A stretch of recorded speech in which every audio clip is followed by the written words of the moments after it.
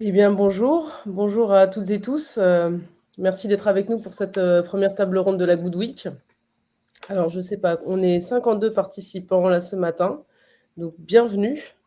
Prenez vos marques. Avant toute chose, je vais faire une petite introduction logistique. Pour ceux qui ne connaissent pas Livestorm et qui ne se sont jamais connectés avec cette plateforme, vous avez la possibilité d'interagir avec nous à votre droite. Donc, il y a l'onglet questions dans lequel vous pourrez évidemment poser vos questions qui seront tout au long de la conférence, mais on aura quand même 15 minutes à la fin dédiées spécifiquement à vos questions. Il y a le chat aussi juste à côté. Et puis, nous, on a quelques sondages aussi à vous faire répondre en fait tout au long de cette session. Donc, ce sera dans le troisième petit onglet. Voilà pour le côté pratique. Et puis, autour de cette table virtuelle aujourd'hui, eh ben, pour cette session, on est trois. Voilà, trois intervenants.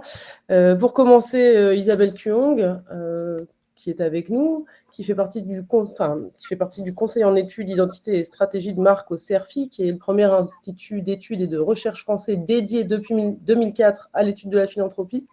Et puis à vos côtés, Vincent Lazarin, qui est responsable relations testateurs à l'Ordre de Malte. Et puis enfin, Corinne Joséphides, que vous connaissez aussi sans doute, qui est directrice du pôle grand public chez Force for Good. Voilà. Et c'est Corinne qui va commencer par introduire cette session. Et puis après, on passera la parole à Isabelle et à Vincent. Mais on voulait vous soumettre un petit sondage pour commencer cette table ronde, puisque on va parler de legs pendant 45 minutes tous ensemble. Et on se demandait si vous saviez à quel âge on prenait la décision d'un leg. Voilà. Corinne, en attendant, est-ce que je te laisse la parole? Absolument, je peux y aller. Pour introduire cette table ronde, dont le titre quand même que je n'ai pas rappelé, c'est l'univers du leg, évolution ou transformation. On va essayer de répondre à cette question-là pendant 45 minutes tous ensemble. Alors, pour introduire le sujet, brièvement, enfin, de quoi parle-t-on? Selon le dernier panorama national des générosités, je pense qu'il faut repartir à l'autre, à la slide. Voilà, super. Voilà. Selon le dernier panorama national des générosités, les libéralités dépassaient le milliard d'euros en 2019, auprès notamment des 260 grandes associations sondées. Les libéralités, pour rappel, ce sont les legs, les assurances-vie et pour partie les donations et les dons sur succession. Donc plus précisément, merci Chloé, 1,353 milliards d'euros, ce qui est relativement conséquent, donc la barre du milliard a été passée, et qui était répartie respectivement entre 103 millions d'euros pour les organismes publics, qui sont, pour mémoire, habilités à recevoir des legs, donations et assurance-vie, et 1,25 milliard pour les organismes d'intérêt général. Donc en fait, c'est un marché qui croît et qui croît 2 fois plus vite que le don. Il a une croissance de 4%, 4 fois non, mais 4% oui, par an. Et par ailleurs, donc c'est un marché qui se concentre de plus en plus et on a peu d'évolution sur ce sujet par rapport aux dernières années. Les libéralités restent vraiment préemptées par un nombre réduit d'organisations. On a 17 organisations dans le panel, donc toujours du panorama national des générosités, qui reçoivent en moyenne plus de 10 millions d'euros par an et qui vont recueillir 73% du montant global des libéralités. Donc c'est vraiment quelque chose de très très recentré. Et si on doit en citer 3, donc qui trustent entre guillemets le secteur, on peut citer l'Église catholique, la Fondation de France et la Fondation des apprentis d'Auteuil, qui dépassent chacune les 50 millions d'euros annuels et qui collectent à L3 près de 31% du montant global des libéralités.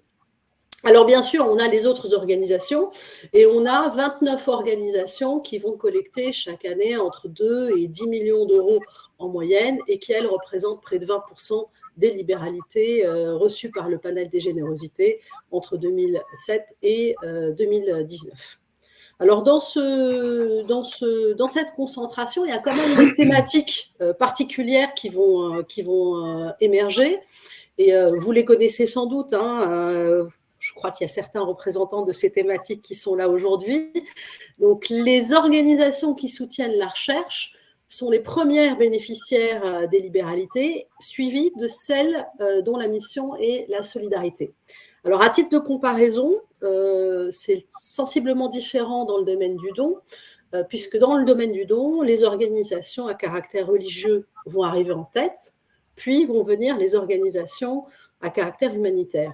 Alors, ça s'explique assez facilement, hein, parce que ça correspond à une portion très forte du denier de l'Église catholique, donc qui collecte énormément autour du don.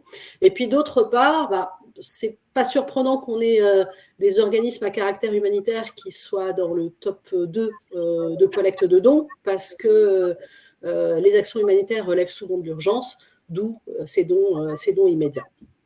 Et dernier point à noter, donc au-delà des thématiques, parlons de structure. Généralement, ce sont les FRUP, donc les fondations reconnues d'utilité publique, qui reçoivent le plus de libéralité, alors que les associations reconnues d'utilité publique sont les principales destinataires de dons. Tout ça, bien évidemment, est issu du panorama des générosités, édité en 2021, basé sur l'année 2019 et au-delà. Et puis un dernier point, non, mais un des derniers en tout cas, on note aussi une forte évolution ces derniers temps, notamment une forte progression des assurances-vie. Ces assurances-vie, la part des assurances-vie représentait 19% en 2010. Désormais, elle représente 24% et au-delà. Et ça reste cohérent avec la part de plus importante de ménages français qui ont souscrit à des assurances-vie depuis une vingtaine d'années. Merci Corinne.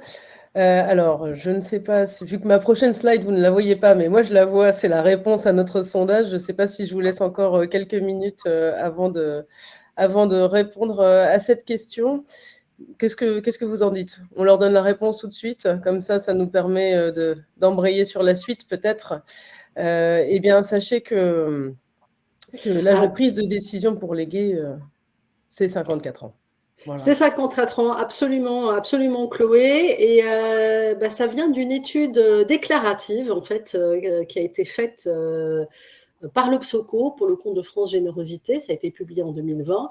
9% des Français de plus de 50 ans envisagent de léguer une partie de leur patrimoine à une association. Et dans ces 9%, en fait, du coup, ça ramène l'âge moyen à 54 ans, ce qui est relativement jeune. Et on va, je pense, avoir l'occasion d'en parler tout à l'heure avec Isabelle et Vincent, de par leur expérience de terrain. Alors forcément, donc il y a cet âge moyen qui est de 54 ans, on se pose des questions si par rapport à cet âge moyen, il y a une nouvelle cause qui émerge.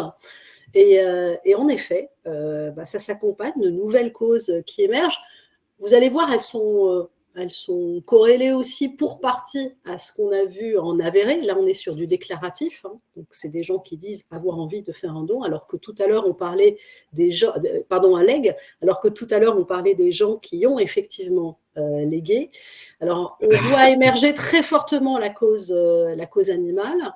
Le soutien à la recherche médicale était déjà présent, le social également, et on voit aussi émerger fortement la protection de l'environnement qui est dans le top 5 en fait, qui apparaît en 5e position. Donc en effet, donc cette étude de l'Obsoco fait état de causes qui émergent très, très, très fortement. Et par ailleurs, on ne peut pas le mesurer avec des chiffres pour l'instant, mais on fait chez Force for Good régulièrement des piges dans la presse qui font état de legs spectaculaires à certaines causes. Et on y retrouve bien évidemment la cause animale avec un certain nombre d'associations locales. Et ce qu'on peut se dire, c'est que en fait, les piges dans la presse, en tout cas, donnent la part belle aux causes de proximité, le médico-social notamment, et puis aussi les collectivités sociales, les collectivités locales, excusez-moi. Et enfin, il y a des études prospectives à l'international, notamment au Royaume-Uni, qui font état de causes émergentes liées au changement de génération. On voit apparaître notamment et puis changement de comportement probablement des Français. Donc on voit apparaître de plus en plus les questions de santé mentale et qui sont au centre des préoccupations des populations. Et je pense que le Covid a été un révélateur pour cette cause. Alors en effet, oui. En effet, c'est très important parce qu'on peut se demander dans ce flot de concentration des libéralités, qu'est-ce qui fait, entre guillemets, le succès d'une cause ou d'une association dans le domaine des libéralités ou du développement des libéralités. Moi, on y voit 5 facteurs, hein, donc c'est vraiment par rapport à notre expérience de terrain et nos échanges avec les différents professionnels. Donc moi, j'évoquerais le premier sujet, c'est l'ancienneté de l'organisation. Elle fait clairement la différence parce qu'elle permet d'instaurer un climat de confiance entre le potentiel testateur et la structure. Deuxième sujet, c'est le domaine d'activité. On l'a vu tout à l'heure au niveau des statistiques, c'est imparable, il y a quand même des causes qui émergent et le domaine d'activité fait clairement la différence. La notoriété, c'est clairement un point qui peut être différenciant, qui reste à niveler. Je pense qu'Isabelle va avoir des choses à vous dire tout à l'heure sur le sujet. On a un point essentiel qui est en fait votre base de votre cercle de connivence, votre cercle de sympathisants, de donateurs, de bénévoles. Eh bien, avoir un cercle existant, d'adhérents même, avoir ce cercle existant, c'est autant de potentiels testateurs que vous pouvez retrouver. Donc, ça reste un point clé. Et puis les deux derniers, donc les deux derniers points qui ont évolué de manière, à mon sens, très significative ces 10 dernières années, c'est la présence d'une communication vraiment spécifique sur le sujet des libéralités portée par l'organisation et diffusée dans l'ensemble de ses outils de communication. Pas besoin de déployer des budgets phénoménaux de communication, mais le faire savoir. Donc cette communication spécifique sur le sujet, pour moi, c'est un point essentiel. Et le deuxième point qui est clairement différenciant, et Vincent, je pense, va y revenir, c'est la présence d'un service relation testateur structuré et à même de répondre aux questions des potentiels demandeurs d'informations, legs, testateurs, donateurs, sur ce sujet très spécifique des libéralités. Merci beaucoup, Corinne. Ça fait 6 facteurs et non 5. Vous l'aurez tous noté, ce n'est pas un souci du tout. En tout cas, je laisse la parole à Isabelle Thuong. Comme on le disait, vous allez nous parler pardon, de la marque, association de l'image de marque. Je vous en prie. Oui, merci Chloé. Bonjour à tous. Oui, comme l'a très bien rappelé Corinne, on est face à un marché, le marché du leg, qui est un marché en croissance. Donc ça, c'est quelque chose de plutôt positif. Mais c'est aussi un marché qui a aujourd'hui pour caractéristique d'être de plus en plus concurrentiel. Parce que malgré cette concentration sur quelques, on va dire, très gros acteurs qui persistent aujourd'hui, on voit quand même non seulement entrer sur ce marché de nouveaux acteurs. Alors, nouveaux acteurs, ça peut être de nouveaux secteurs. Je pense notamment au secteur des hôpitaux, des fondations d'hôpitaux, qui étaient des acteurs qui n'étaient pas présents il y a 20 ans. On voit aussi apparaître des acteurs qui sont déjà des acteurs présents sur le marché du don, mais qui vont renforcer les moyens, qui déjà se sont positionnés sur ce marché et qu'on voit progressivement augmenter leurs moyens, intensifier les moyens qui sont déployés pour solliciter le grand public. Alors, ils peuvent solliciter aussi bien leurs propres donateurs, comme l'a rappelé Corinne, ça reste généralement le premier vecteur de communication, les outils de communication qui existent déjà et qui s'adressent aux donateurs d'une organisation, mais ce sont aussi des moyens qui sont développés en dehors de l'organisation, avec typiquement une communication média, grand public, qui est particulièrement développée sur la thématique du leg. Alors ça, c'est une première caractéristique qu'il faut bien avoir en tête. Une deuxième caractéristique de ce marché, Corinne l'a évoqué, c'est que c'est un marché qui est aujourd'hui marqué par l'arrivée à l'âge de s'intéresser au leg de nouvelles générations. L'étude de l'Obsoco a fait état d'un âge de 54 ans, qui est un âge moyen pour la prise de décision. 54 ans, ça veut dire qu'on est clairement plutôt sur des personnes qui appartiennent à la génération X.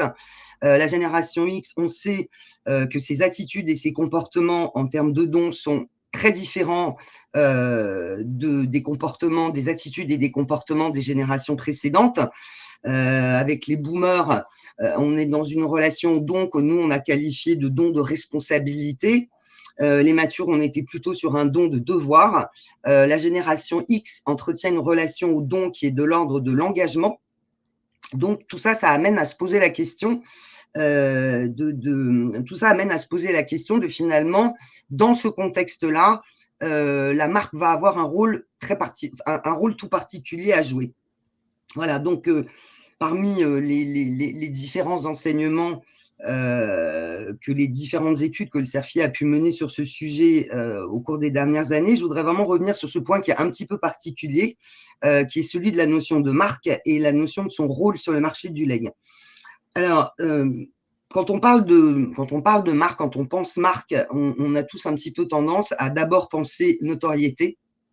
Et quand on parle notoriété d'une marque, on va s'appuyer sur un indicateur, une mesure de notoriété, qui est généralement une mesure auprès d'un échantillon quantitatif et d'un échantillon qui va être représentatif de l'ensemble de la population française.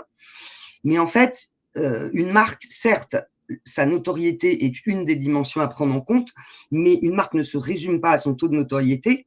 Elle se définit aussi, et moi j'aurais même tendance à dire surtout, une marque se définit par ses contenus d'image et la capacité que vont avoir ces contenus, aussi bien à générer de l'intérêt, à positionner la marque quelque part, à faire en sorte qu'elle soit perçue comme singulière, ce qui veut dire un petit peu idéalement unique et sans concurrent, et une capacité aussi à générer un attachement, un lien, quelque chose qui fait qu'on va se sentir proche d'une marque, il va y avoir un lien qui va s'établir.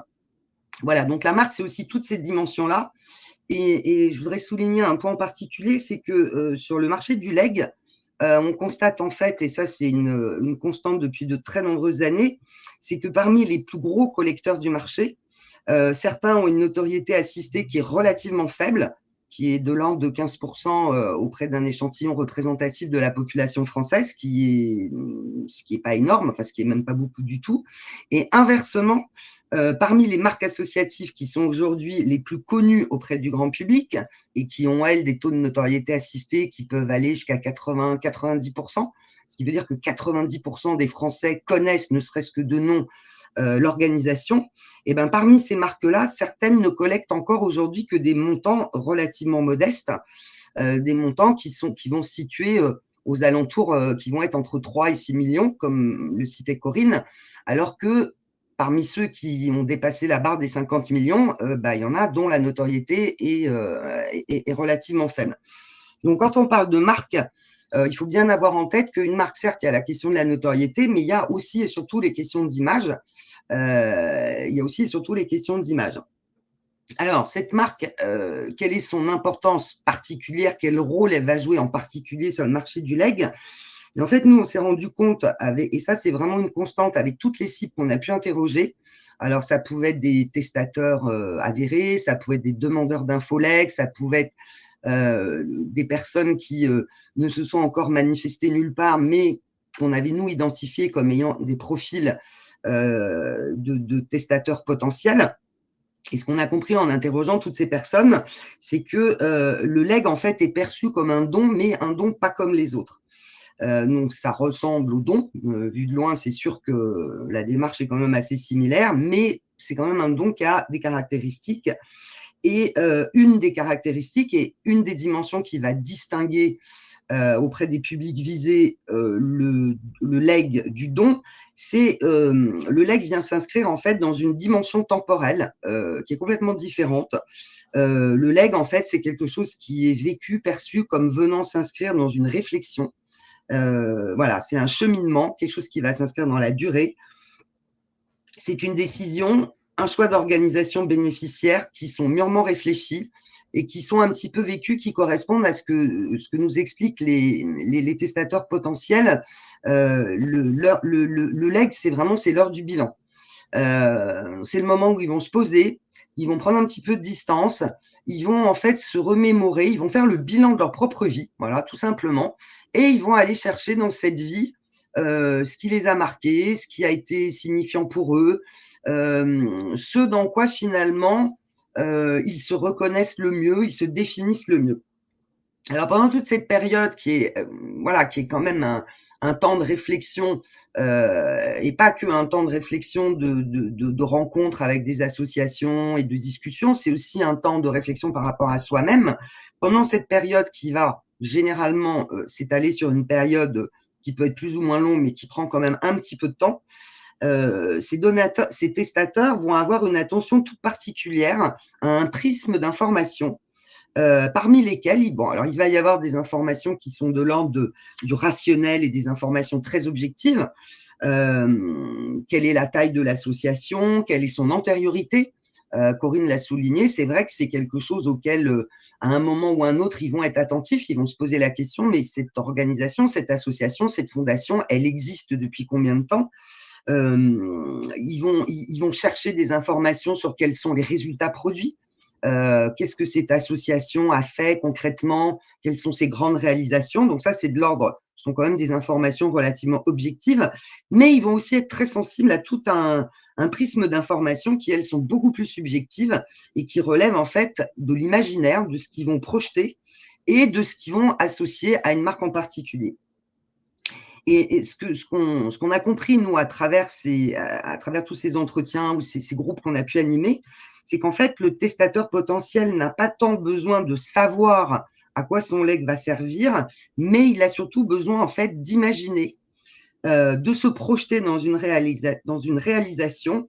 Et cette réalisation, il faut qu'elle corresponde à ses valeurs, à sa vision du monde, encore une fois, à la façon dont lui-même revisite sa propre vie, et ce qui a fait sens pour lui, ce qui a fait le plus sens pour lui au cours de cette vie. Alors, j'ai choisi 3 exemples pour illustrer un petit peu cette idée. Ce sont des annonces presse. Alors, ce sont des annonces presse sur lesquelles qu'on a eu l'occasion de tester. Donc, on les a en particulier testées auprès de testateurs potentiels et des gens qui étaient âgés plutôt entre 50 et 70 ans. Et on a essayé de comprendre en fait comment ces annonces, ces messages, ces concepts de communication étaient perçus. Et dans ces messages, qu'est-ce qui était susceptible de déclencher l'envie de s'intéresser au leg ou pas. Alors, j'ai retenu 3 exemples. Le premier exemple, c'est une annonce presse de Greenpeace. Alors, ce qu'on voit sur cette annonce, on a un visuel qui est très présent, qui est en soi un visuel plutôt très symbolique. On a une accroche qui va parler de conviction. Donc, on a bien identifié que c'est Greenpeace qui prend la parole. Donc, l'idée de conviction, Greenpeace, c'est quelque chose qui est assez cohérent. Et sur cette annonce, dans un tout petit coin en bas, qui sur la taille d'un écran se voit à peine, ça se voit un tout petit peu mieux en format réel dans un magazine, mais ça reste quand même quelque chose de très très petit. Et bien dans ce petit coin, on a une phrase qui dit « Cette forêt des Carpates, une des dernières forêts anciennes d'Europe, est menacée par la déforestation. » Voilà. Donc, c'est une petite phrase qui évoque une forêt qui va mourir. Et en fait, c'est cette évocation qui va déclencher un intérêt très, très fort, à la fois pour le leg et pour Greenpeace, parce qu'à partir de cette évocation, avec ce visuel qui parle quand même d'un arbre et d'une forêt, où les testateurs potentiels imaginent toute une histoire, ils voient un arbre qui va mourir, etc. Donc tout ça, ça construit quelque chose, ça les aide à construire un imaginaire. Et à partir de ça, le testateur va tout simplement se projeter. Il va imaginer ce à quoi son leg va servir et tout simplement, il se dit « Ah ben moi, ça me plairait de me dire que mon argent va servir à sauver une forêt. » Voilà. Donc ça, c'est un premier exemple où on voit bien que ce n'est pas tant la dimension informative qui est délivrée par un message qu'au contraire, sa très forte capacité à permettre à la personne qui est destinataire de message de se projeter dans quelque chose qui va devenir intéressante, dans laquelle la personne va avoir envie de s'investir, va avoir envie d'aller un petit peu plus loin et de nourrir un petit peu son cheminement vers une prise de décision en faveur de Greenpeace. Un deuxième exemple, une annonce très différente, donc une annonce de la SPA. Donc là, on a toujours pareil. Alors, on a un visuel. Alors, ce visuel, vu de loin, il peut paraître un peu banal. On a une dame avec son chien, bon, un peu quelque chose d'assez ordinaire, quelque chose d'assez, voilà, qu'on peut facilement croiser dans la vie de tous les jours. Ça n'a rien de très symbolique a priori, sauf que en réalité, ce visuel s'avère en fait extrêmement parlant parce que c'est un visuel qui active de façon très évidente, très simple, la notion de lien avec l'animal de compagnie, le chien en l'occurrence, mais ça pourrait fonctionner aussi avec un chat. Enfin là, c'est un chien. Donc ça active cette notion de lien, ça active cette notion de bienfait physio-psychologique qu'apporte cette relation avec son animal. Et là, finalement, on comprend qu'on est en plein dans l'ADN de la SPA. La SPA est connue, il n'y a même pas besoin de l'expliquer, la SPA est connue, elle est associée à l'idée de refuge et elle est surtout, elle est connue pour sa mission phare qui est l'adoption. Donc à partir de là, pareil, il y a quelque chose qui se construit, qui va déclencher un intérêt pour le leg et pour la SPA en particulier, parce que l'histoire qui a racontée permet immédiatement de se projeter dans quelque chose que les gens peuvent s'approprier, qui leur paraît important, des gens qui ont vécu à un moment dans leur vie quelque chose d'apaisant, quelque chose de positif grâce à leur animal, vont très facilement comprendre le message et l'image qui est déjà construite par la SPA les conforte en fait dans l'idée que oui, pourquoi pas faire un leg à la SPA, c'est quelque chose qui moi pourrait me convenir, c'est quelque chose ça pourrait me plaire de me dire que mon argent va servir finalement à continuer à alimenter, c'est un petit peu presque un don de reconnaissance, si on peut dire, à l'égard de cette relation que j'ai connue un jour dans ma vie et qui a été particulièrement importante. Un dernier exemple qui, lui, est un exemple à contrario. Donc là, on est sur un message de la Fondation pour la recherche médicale. Alors là, on a compris qu'au contraire, on était sur un message qui avait tendance à peu susciter d'intérêt pour le leg ou d'intérêt pour la Fondation Recherche Médicale. Alors, qu'est-ce qu'on a compris qu'est-ce qui fait que ça fonctionne un petit peu moins bien alors, pourtant, on est dans un message qui est assez qualitatif, qui est plutôt plaisant, sérieux. C'est un message qui est plutôt informatif, puisque c'est un message où, au cœur du message, la Fondation Recherche Médicale explique qui elle est, ce qu'elle fait, pourquoi c'est important. Donc, on est dans une dimension qui est plutôt informative. Mais tout ce qui est construit autour du message ne permet pas finalement à la personne qui est exposée à ce discours de se projeter, de se représenter de façon un peu plus concrète et un peu plus gratifiante ce à quoi le leg va servir.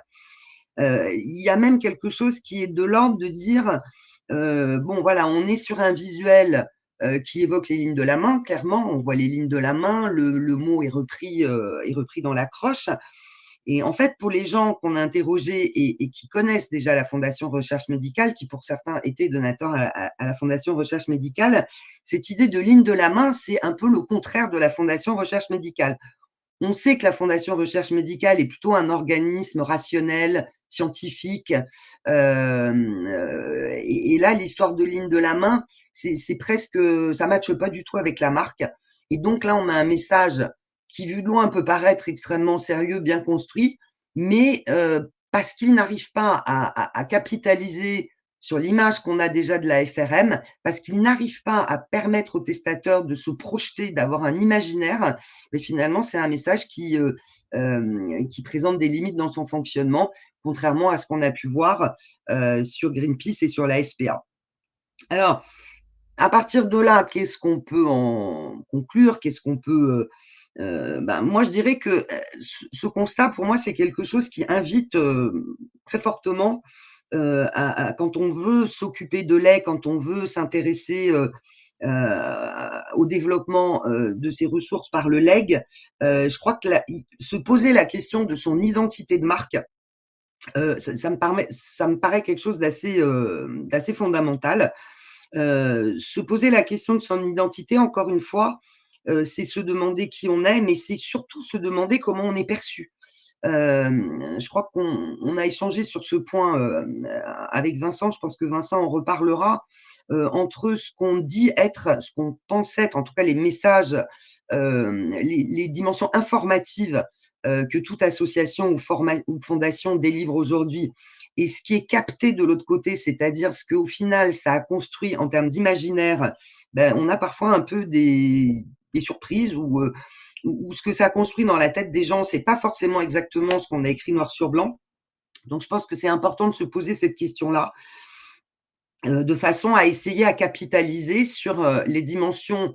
Où va être mon imaginaire? Qu'est-ce qui fait qu'à partir de là, j'ai déjà commencé à créer du lien, à minima avec mes donateurs, peut-être au-delà de mes donateurs, peut-être avec mes bénévoles, peut-être avec un public de sympathisants qui, lui, est déjà à une affinité à quelque chose qui est proche et que moi, de l'intérieur, j'ai pas forcément compris.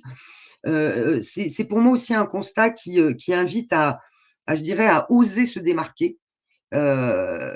Une des conclusions d'une étude qu'on a livrée il y a 1 an ou 2, c'était de dire oser la créativité. Alors, quand on dit créativité, ça peut être créativité média, créativité dans la construction des messages, mais je pense que créativité, ça va au-delà. C'est oser se démarquer sur toute sa stratégie, dans la stratégie et ensuite dans la façon dont cette stratégie va être mise en œuvre pour essayer le plus possible de travailler sur ces dimensions singulières plutôt que d'investir dans un discours qui va être plus générique, qui va être un discours sur le leg, mais que finalement, n'importe quelle organisation qui aujourd'hui prend la parole peut avoir un discours sur le leg. Mais ce qu'il y a d'important aujourd'hui, et encore une fois, compte tenu de la dimension concurrentielle et de plus en plus concurrentielle, et compte tenu aussi de l'arrivée de ces nouvelles générations qui, elles, je dirais, sont très, très, enfin, plus sensibles que les générations précédentes à la notion de singularité. Elles ont vraiment en tête qu'une association, elle doit être très clairement, elle doit se définir par rapport à un champ d'expertise, un champ de compétences dans lequel elle est la seule, l'unique. Donc voilà, c'est un petit peu, je pense que cette notion de marque et d'identité de marque, c'est quelque chose que je trouve important et intéressant, et y réfléchir soit dès le départ, ou en tout cas se poser ou se reposer la question quand il le faut. Voilà. Je crois que voilà, je vais laisser la parole, je crois, à Merci Vincent. Isabelle. Vincent, voilà. Merci beaucoup Vincent Lazarin de l'Ordre de Malte. C'est à vous.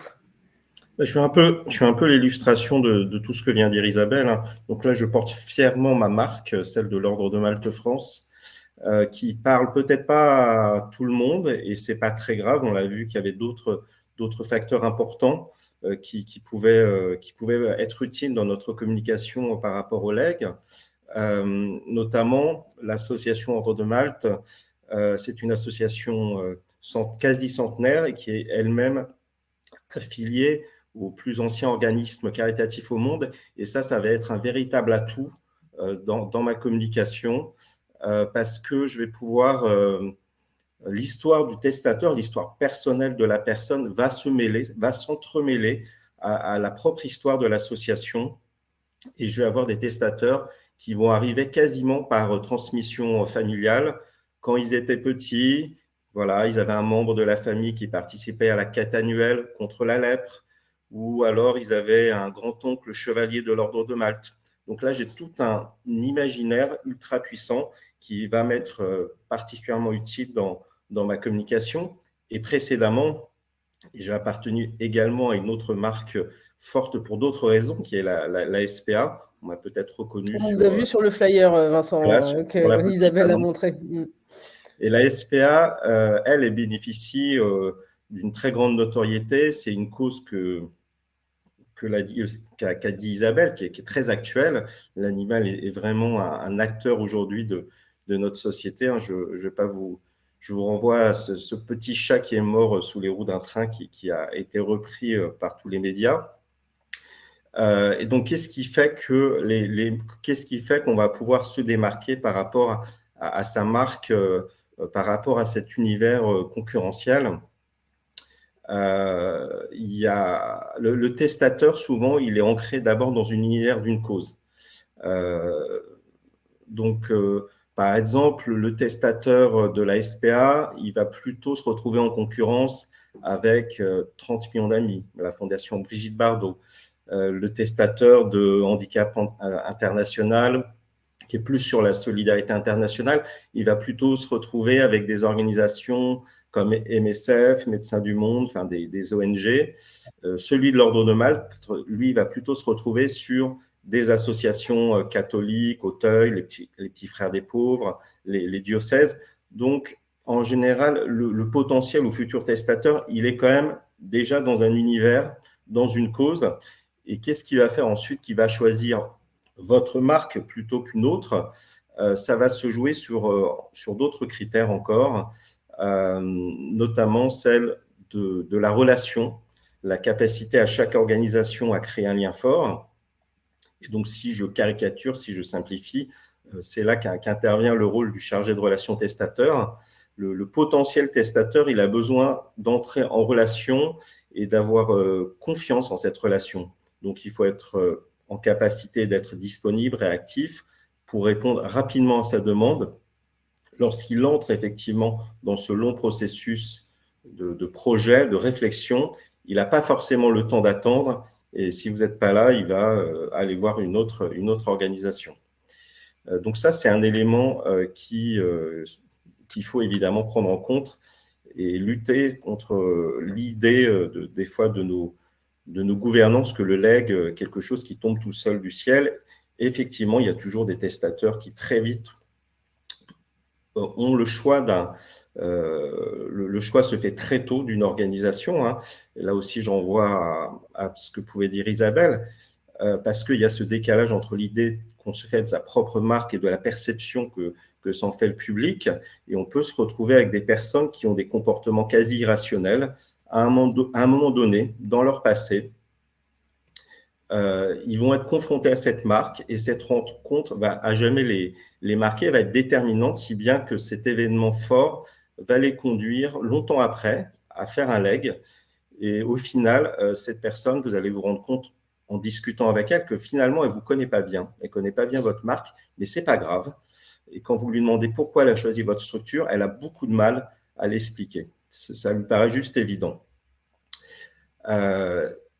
Donc, il y a les marques qui effectivement sont de plus en qui rentrent dans le rôle de processus, mais après, nos testateurs, l'univers lui-même change et les demandes évoluent aussi avec le changement des générations que nous a présenté Isabelle, donc les nouvelles générations qui arrivent en capacité de faire des testaments. Le testateur, aujourd'hui, il est bien plus renseigné qu'autrefois. Les demandes sont plus structurées, plus réfléchies, plus préparées. Il se renseigne préalablement avant de vous contacter. Pas plus tard qu'hier, j'ai une personne qui m'a contacté et elle avait fait son testament en allant grappiller à droite à gauche des modèles sur Internet. Donc d'une part, il est plus préparé et les demandes se complexifient et s'élargissent sur d'autres sujets que celles uniquement du testament. Aujourd'hui, on peut être interrogé par rapport aux nouvelles générations sur d'autres sujets, celles de la vulnérabilité, sur le mandat de protection future, sur les contrats obsèques, sur le don de son corps à la science, les maisons de retraite, la fin de vie. Il n'y a plus vraiment de sujet tabou. Avant, la personne, elle vous contactait, elle voulait juste savoir comment on fait un testament, qu'on lui envoie éventuellement un modèle et c'est tout. Et donc, forcément, tout ça conduit les chargés, les relations testateurs à être plus préparés, plus formés. Et ça entraîne aussi une évolution du métier de l'autre côté, du côté des organisations. Donc, petit rappel historique, c'est en en 2011 qu'apparaît le premier référentiel des métiers du fundraising, réalisé par l'AFF et l'APEC. Et on y parle des métiers autour du LEC. On y retrouve notamment le témoignage de Franck Sario, qui va intervenir tout à l'heure, qui était à l'époque responsable des relations testateurs de l'APF. Mais le rôle aujourd'hui, ce métier évolue. À la fois, je dirais que comme il y a beaucoup plus d'organisations qui se positionnent sur le marché des legs qui est porteur, mécaniquement, il y a beaucoup plus de chargés de la relation testateur. Autrefois, on voyait passer des annonces sur les sites tous les 2-3 ans. Aujourd'hui, on voit plusieurs annonces par an.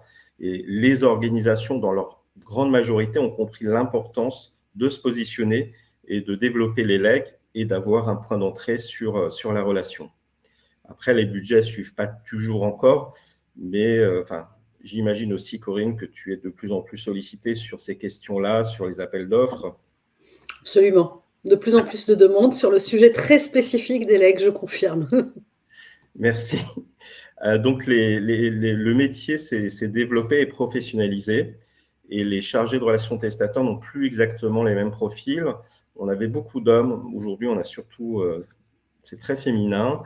On avait tendance aussi à scinder la relation testateur de celle du développement des legs.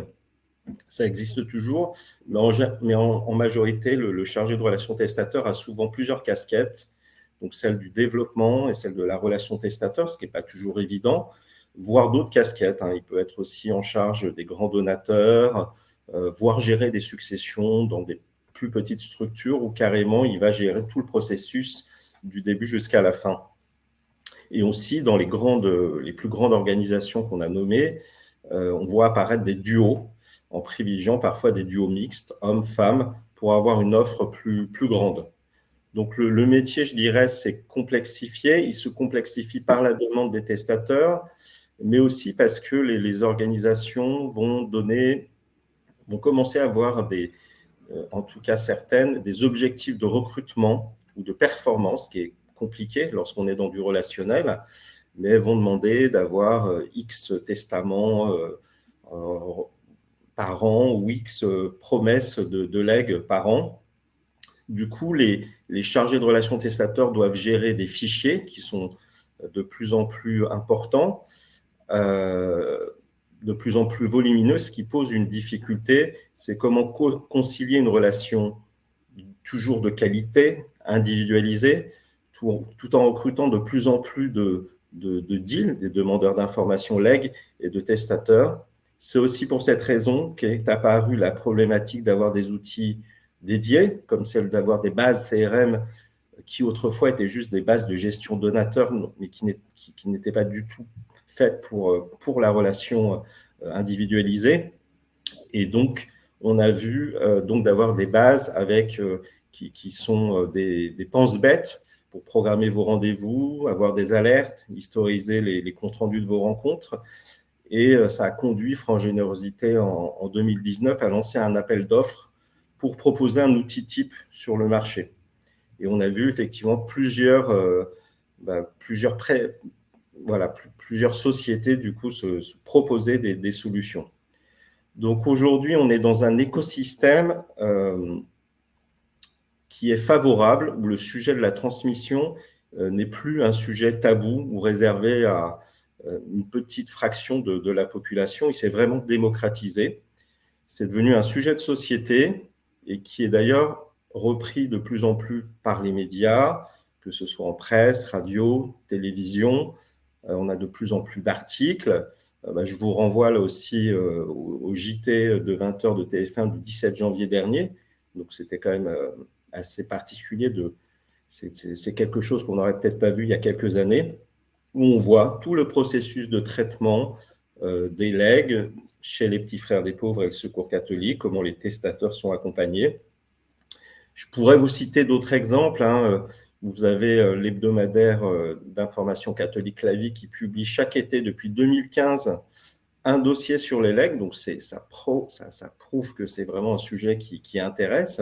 Et il met en avant des testateurs qui témoignent à visage découvert. Ça aussi, c'est quelque chose qu'on pourrait considérer de tabou de pas de faire son legs un petit peu en cachette. Vous avez un certain nombre de documentaires. Vous avez eu Ma part d'héritage sur France Télévisions l'année dernière, par exemple. Dans Le Monde, je me souviens d'un article sur les Français fortunés qui font le choix de déshériter leurs enfants. Voilà, c'est abordé des fois sous des angles différents. Vous avez des émissions sur la généalogie. Tout ça démocratise le sujet. Et donc, mécaniquement, forcément, et là, je reprends un peu ce que disait Corinne en entrée, on est dans une période favorable avec le vieillissement de la population qui fait qu'on a potentiellement de plus en plus de personnes qui sont en âge de faire leur testament. Donc, quasi automatiquement, les associations qui sont déjà positionnées et qu'on a nommées, elles voient leur legs augmenter. Mais ça ne va pas forcément durer. Soit elles accompagnent, elles amplifient ce mouvement, soit le risque, c'est de laisser passer le train, si je puis me permettre. Voilà ce que je peux vous dire à peu près sur l'évolution du métier aujourd'hui.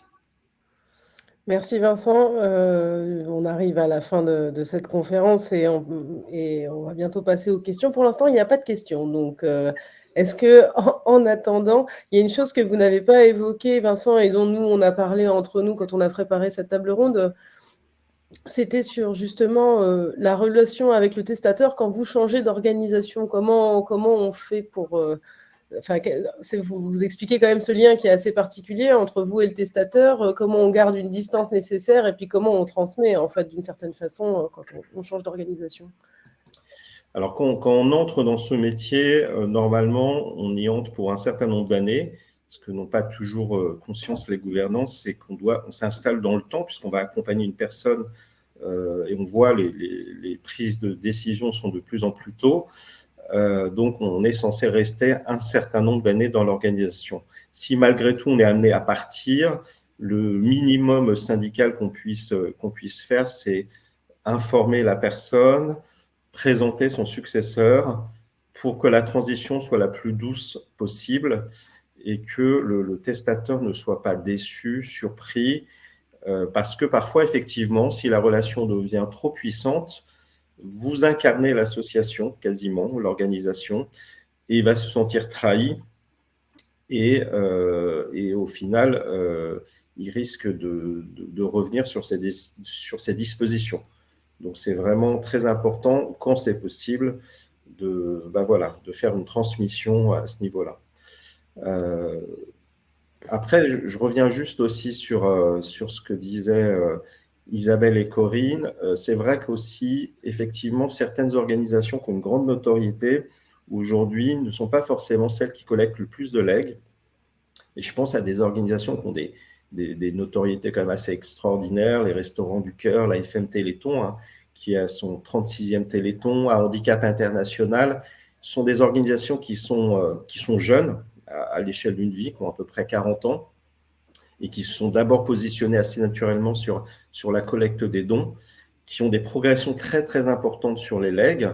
L'AFM, c'est, je crois, autour de 10 millions de legs pour 90 millions de dons. Handicap, c'est à peu près 7 millions.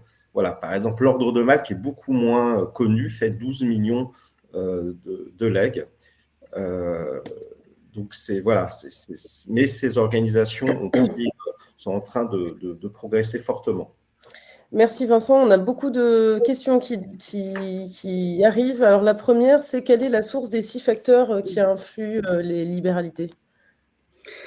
Alors, ça vient du panorama des générosités, notamment pour les 4 premiers facteurs. Et en fait, les 2 derniers, c'est après échange avec Isabelle, la question de la communication à la présence de services relations testateurs, c'est ce que nous constatons sur le terrain. Très bien. On nous demande aussi si on pourra transmettre les liens des différentes études que vous avez évoquées tout au long de cette conférence. Tout à fait. Alors, les études sont disponibles. Oui, vas-y, Isabelle, mais pas toutes. En fait, les études que je vous ai citées sont des études marketing qui sont parfaitement confidentielles, dont l'intégralité des résultats n'est communiquée que aux associations, aux fondations qui nous les commandent. Voilà. Donc maintenant, on a l'étude là auquel je me suis référée là pour vous parler des 3 annonces. C'est une étude qui a été réalisée en 2021, si je dis pas de bêtises. C'est Et ça, 2021, c'est une bien étude ça. qui est proposée en souscription. Ah, c'est ça, Corinne. C'est une étude qui est proposée en souscription. Donc, si vous étiez intéressé, bah voilà, contactez-moi et je vous en dirai un petit peu plus sur les contenus, l'ensemble des contenus de cette étude et la façon dont on peut envisager de vous partager ces résultats. Voilà. Mais ce sont des études qui, par définition, ne sont pas publiées. Très bien. Alors, peut-être juste précision, en revanche, bien évidemment, le panorama des générosités et l'étude Obsoco publiée par France Générosité sont disponibles directement en ligne sur les sites web, mais on pourra vous les envoyer. Ce sont des études publiques pour le coup. Très bien. Alors, prochaine question. On nous demande quels sont les outils CRM les plus connus pour gérer la base testateurs potentiels et avérés. Alors, qui veut répondre? Vincent? C'est compliqué Oui, de citer des noms des marques. Après, on peut revenir vers moi. Mais en général, déjà, en général, on a un outil au niveau de la base de ces donateurs et donc déjà voir si cet outil peut suffire ou satisfaire ses besoins. Après, ça dépend vraiment de la taille, de son fichier, etc. Vous avez même des organisations qui, au départ, gèrent sur des fichiers Excel, etc., avant de passer sur un outil plus développé. Moi, je suis complètement en phase avec ce que tu dis, Vincent. En fait, le préalable, c'est vraiment faire une analyse de vos besoins et de l'existant.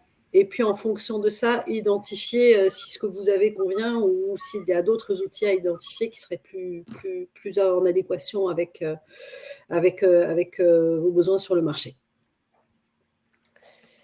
Très bien. Alors, prochaine question. Avez-vous des informations sur la part des personnes qui changent d'organisme auquel ils destinent leur legs? Car à 54 ans, ils ont le temps de changer d'avis. C'est vrai, c'est ce que vous disiez, Vincent, aussi. Donc, de quoi? Des chiffres, des pourcentages? C'est compliqué parce que, en fait, s'ils changent des fois d'organisme, on ne le voit même pas. Moi, pour exemple, je me souviens dans ma précédente organisation, une personne qui me contacte, qui me dit « Monsieur Lazarin, j'ai fait un leg en faveur de telle organisation. Ça fait 15 jours, je n'ai pas eu de lettre de remerciement. » La personne a changé ses dispositions sans que la première association le sache et a fait, à l'époque, en l'occurrence, son testament en faveur de la SPA. D'où l'importance d'être disponible et actif, comme je le disais précédemment.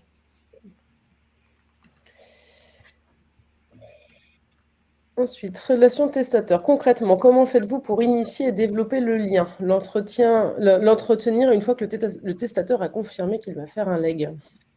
Je peux peut-être répondre à la première partie de la question et Vincent, tu prends le relais sur… Alors, initier et développer le lien. Oui, initier et développer le lien, en fait, la première, on va avoir l'occasion de le détailler lors de notre atelier de 11 heures tout à l'heure, mais initier et développer le lien, ça suppose de faire savoir d'une part que vous êtes en mesure de bénéficier de l'aide, donation, assurance vie, et puis d'avoir une promesse, de vous engager dans une promesse vis-à-vis du testateur. Cette promesse, elle est symbolique, elle est aussi très, très concrète. C'est quand il va vous faire un leg, où est-ce que son leg va aller, quelle qualité de service, entre guillemets, d'écoute vous allez pouvoir lui proposer. Et vous devez communiquer sur ces différents sujets. Et c'est en communiquant sur ces différents sujets que ça va vous permettre d'initier et de provoquer une prise de contact avec vous pour initier ce premier contact qui deviendra par la suite relation du fait de la présence d'un responsable en relation testateur. Vincent, je te laisse compléter. Du coup, pour entretenir une fois que le testateur a confirmé qu'il va faire un leg. Donc, idéalement, c'est aussi de voir tous les testateurs n'ont pas les mêmes attentes. Et donc, le degré de lien et d'échange sera un peu différencié. Le minimum, c'est quand même de prouver, de montrer que l'association est toujours là, est toujours présente. Donc, ça peut être l'envoi de la carte de vœux, de la carte anniversaire, etc. Un coup de fil annuel, d'où l'intérêt des fois d'avoir des outils pour vous rappeler que vous n'avez pas eu Madame X depuis un certain nombre de temps. C'est la visite aussi. Et donc, tout ça, après, vous allez avoir des testateurs qui vont être beaucoup plus demandeurs de relations, parce que des fois, vous êtes l'heure unique et les dernières familles. Donc voilà. Le tout étant de trouver un bon équilibre pour pas non plus, si vous commencez à avoir pas mal de personnes à suivre, pour pas désavantager les autres parce que vous auriez une relation trop prenante avec certains testateurs qui vous appelleraient tous les jours. Merci beaucoup. Alors, quels outils de communication pour parler des legs? Quel titre de presse et quel budget? Alors, déjà, les outils de communication pour parler des legs, alors, en fonction de la taille de vos associations, comme on l'a vu, le premier public des legs, ce sont vos sympathisants, vos donateurs, vos adhérents. Donc, quelque part, les premiers outils pour en parler, ce sont les outils existants dans lesquels vous allez pouvoir communiquer sur le sujet. Ne serait-ce que dire que vous êtes habilité à recevoir des legs, d'une part, et puis illustrer un petit peu votre propos par des témoignages, des belles histoires de legs, susciter de la demande d'information dans vos coupons. Bref, il y a déjà beaucoup à faire sur les outils de communication existants. Donc, en ce sens, pour répondre à votre question du budget, il y a possibilité d'initier une stratégie de communication leg avec un budget restreint. La presse, on y arrive en temps deux, une fois, s'il faut prioriser, une fois qu'on a déjà travaillé son public interne. Et après, ça va être extrêmement variable. Quand on va travailler les médias, ça va être extrêmement variable en fonction des structures. On peut choisir d'aller sur Internet, on peut choisir la presse ou la radio. Et ce sont des sujets qu'on abordera plus en détail tout à l'heure aussi. Pour moi, je rebondis sur ce que tu dis, Corinne. Du coup, le chargé de relations testateur, il n'est pas juste là dans son petit périmètre à dire je fais ma brochure, je fais mon annonce presse. Il doit travailler en bonne intelligence, en complémentarité avec les services communication marketing, parce que la communication passe déjà par les outils existants et c'est réussir à distiller en permanence dans tous les outils, le journal donateur, le rapport d'activité, etc., un petit fil rouge, une petite musique qui dit on est reconnu d'utilité publique. La moindre occasion, le moindre événement, l'Assemblée générale, voilà, d'être le petit la mouche du coche pour rappeler qu'il faut parler des legs en permanence. Alors, il nous reste 6 questions et il nous reste 4 minutes. Donc, on va essayer de faire rentrer tout ça. Alors, aujourd'hui, le persona d'un testateur est une femme sans enfant. Est-ce que ça a évolué? Si oui, quel profil émerge? Alors, globalement, on est toujours… Vas-y. Oui, effectivement, nous, c'est effectivement, et du reste, l'étude Obsoco le confirme. Nous, ce qu'on a constaté, c'est que il y a des profils aujourd'hui qui prédisposent à s'intéresser aux legs. C'est clair que quand on est une femme, qu'on n'a pas d'enfant et qu'on a passé le cap de la cinquantaine, on est prédisposé à s'intéresser aux legs. Maintenant, est-ce que c'est le seul public? Non. Après, ça va un petit peu dépendre des marques, de ce que ça a construit. Sur des organisations qui ont des marques qui sont plutôt, je dirais, assez pragmatiques, assez rationnelles, on va trouver tout autant, si ce n'est plus, je dirais, des hommes qui vont s'intéresser à la question du leg pour ces organisations. Donc la question, c'est de se dire qu'est-ce qui, dans les populations, dans les gens auxquels on s'adresse, les prédispose à s'intéresser à la question du leg. Mais il y a ceux qui sont prédisposés et il y a bien au-delà. Donc les publics restent extrêmement variés en fait. Encore une fois, comme on l'a rappelé, comme Vincent en a parlé, il y a autant d'histoires personnelles qu'il y a de testateurs. Il peut y avoir des testateurs qui sont des familles, qui ont eu des enfants, voilà. Donc ça reste extrêmement varié. Merci Isabelle. Je pense qu'on va déborder le temps. Allez, on va essayer de répondre à toutes les questions et déborder de 5 minutes. On se donne 5 minutes de marge. Alors, quelle serait d'après vous la première étape pour intégrer le leg à la stratégie de fundraising d'une association? Alors, moi je veux bien y répondre, mais n'hésitez pas à compléter, Vincent et Isabelle. pour moi, la première étape, c'est de mettre tout le monde d'accord au sein de l'organisation. C'est si vous vous engagez dans une stratégie LEG, c'est que la gouvernance soit au courant de ce que ça peut impliquer, parce qu'il y a des implications en termes d'engagement, notamment la partie relations testateurs. Vincent y reviendra peut-être. Il y a des engagements en termes de communication, de posture de l'association, donc il faut d'abord que tout le monde soit d'accord. Et une fois que tout le monde est d'accord, la première étape, c'est le faire savoir. Et comme je l'évoquais tout à l'heure, le faire savoir, on peut commencer graduellement avec un ordre de priorité et des budgets, en commençant tout d'abord par sa base de donateurs. Vincent, Isabelle, vous voulez rajouter quelque chose? Non, je suis d'accord. Il ne faut surtout pas faire du stop and go, commencer à initier des choses et pas être en capacité derrière de suivre, de répondre aux demandes ensuite, quoi. Oui, ça rejoint un petit peu. Est-ce que je suis d'accord avec Corinne, commencer déjà par travailler le sujet, y réfléchir en interne. Et effectivement, la façon la plus logique de commencer, c'est d'y aller progressivement en commençant par une petite musique dont parlait Vincent. Ça, je pense que c'est très efficace. Moi, je rajouterais que une fois qu'on est au clair sur la décision d'aller sur ce marché, ce qui est quand même une décision qui engage sur une certaine durée. Moi, je commencerai tout de suite à me poser la question de qui je suis, mon identité. Et à partir de là, c'est pas uniquement la question de marque, c'est pas uniquement qu'est-ce que je vais raconter dans mon annonce presse, c'est aussi quel public je vais choisir en priorité. Alors, on sait que par expérience, qu'il y a des organisations qui ont tendance à avoir une majorité de testateurs qui étaient d'anciens donateurs. Mais il y a des associations pour lesquelles c'est exactement l'inverse, c'est-à-dire qu'ils ont des testateurs qui n'ont jamais été donateurs à l'association et qui représentent le plus grand nombre de leurs donateurs, de leurs testateurs. Donc il y a toute cette question à se poser en fonction de qui je suis, à qui je peux imaginer de m'adresser. C'est ça qui, dès le départ, va définir un petit peu les contenus de la stratégie et la stratégie des moyens. Quelqu'un posait la question, budget média, annonce presse, etc.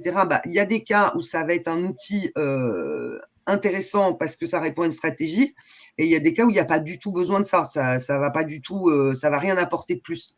Donc cette question d'identité, plus elle est posée tôt, et plus elle permet de construire, comme disait Corinne, des choses qui sont vraiment sur mesure. Moi, je ne pense pas qu'il y ait un plan d'action partageable par tout le monde et qui va fonctionner avec tout le monde. C'est pas vrai du tout, quoi. C'est vraiment à chaque organisation, son passé, son histoire, ses ressources, qui elle a réussi à capter avec ça, qui va pouvoir construire sa propre stratégie. Parce que c'est la meilleure façon finalement de rentabiliser l'investissement que ça représente. Parce qu'évidemment, tout ce dont on parle, comme disait Vincent, le LEG, ça tombe pas non plus comme ça tout seul du ciel, quoi. Il faut un peu aller le chercher et donc il faut un petit peu investir sur des moyens. N'est-ce pas, Corinne? Merci. Complètement en phase avec toi. Alors, on va essayer de vite répondre aux dernières questions. Le présupposé de votre discours, Vincent, est que l'entretien de la relation avec les testateurs doit exister. Selon expérience, il y a beaucoup de changements de destination successifs par un légataire et l'association a un levier réel pour l'empêcher.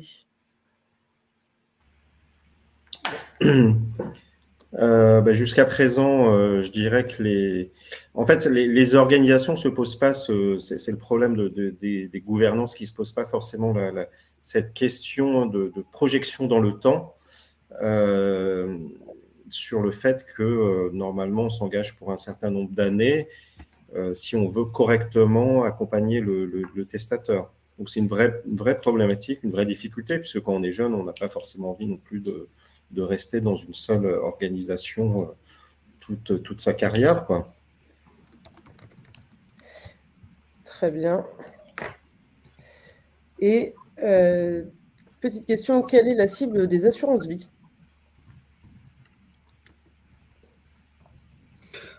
C'est une cible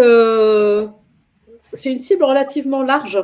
Là où le LEG, on a vu que c'est assez clivé. Bien évidemment, on a vu avec les stats, on commence à y penser, on prend des décisions sans forcément concrétiser par testament pour le LEG autour de 54 ans, et que dans les faits, on a des profils plus variés. enfin, plus nuancé en fonction des associations. La cible des assurances vie est plutôt large. Moi, je dirais avec des profils sensiblement plus jeunes. On va avoir peut-être aussi plus de couples.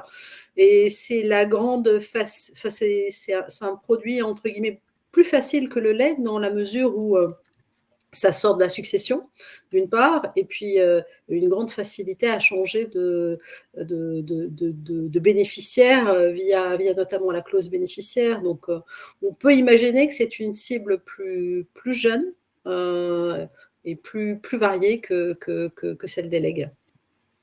Oui, tout à fait. Je confirme ce que dit Corinne. C'est nous, on l'a constaté.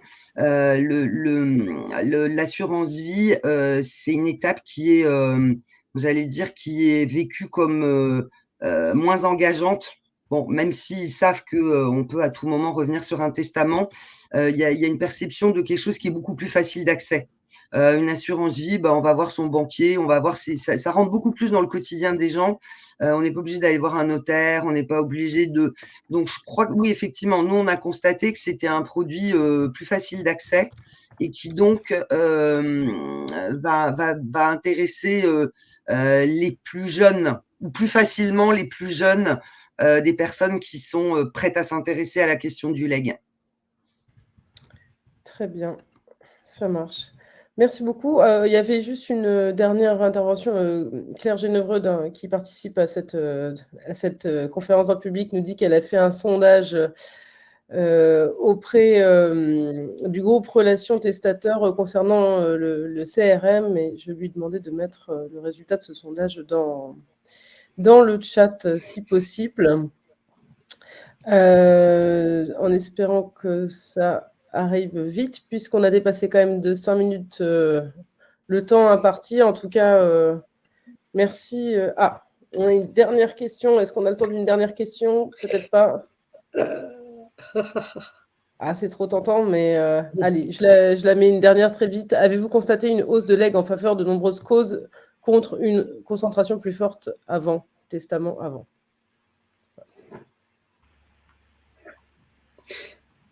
Oui, en fait, si j'ai bien compris, est-ce que les gens donnent à de plus en plus de causes via testament? C'est avéré. Donc, ce qu'on appelle des collégations, et c'est clairement en train d'augmenter. La dernière étude date d'il y a quelques années, elle faisait état d'une augmentation du nombre de collégations. À mon avis, il y a de fortes chances que ça continue à être le cas avec la plus forte professionnalisation des associations sur le sujet et une communication de plus en plus diverse de la même manière sur le sujet. Fort bien. Eh bien, merci à tous. Merci Corinne, Isabelle, Vincent de votre participation. Merci à vous tous de nous avoir suivis pour cette première table ronde de la Good Week. Navré d'avoir dépassé le temps imparti, mais en tout cas, vous êtes restés quand même assez nombreux jusqu'au bout. Donc, je vous souhaite à tous une très bonne journée, puis je vous retrouve avec plaisir demain matin pour une autre table ronde. Et moi tout à l'heure. Et une très bonne journée à 20 minutes. Au revoir. Retrouvez Corinne dans 20 minutes pour les ateliers. Merci à tous, très bonne journée. Au revoir. Merci, au revoir.